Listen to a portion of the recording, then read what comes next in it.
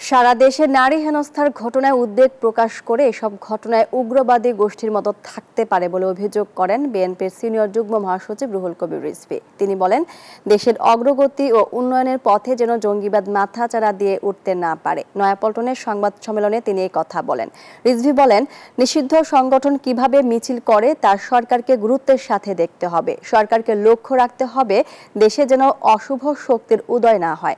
তিনি বলেন, বহির্বিশ্বে বাংলাদেশকে অতি রক্ষণশীল দেশ হিসাবে পরিচিত করার গভীর ষড়যন্ত্রের অংশ হিসাবে উগ্রবাদী গোষ্ঠীর মদদে নারী হেনস্থার ঘটনা ঘটছে।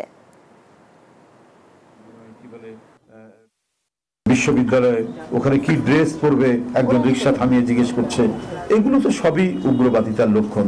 এটা হতে পারে না এবং এই সমস্ত বিষয়গুলো আজকে সরকার এই বিষয়ে যথাযথ পদক্ষেপ গ্রহণ করবে, কোনোভাবেই যেন জঙ্গিবাদ মাথাচাড়া দিয়ে না উঠতে পারে।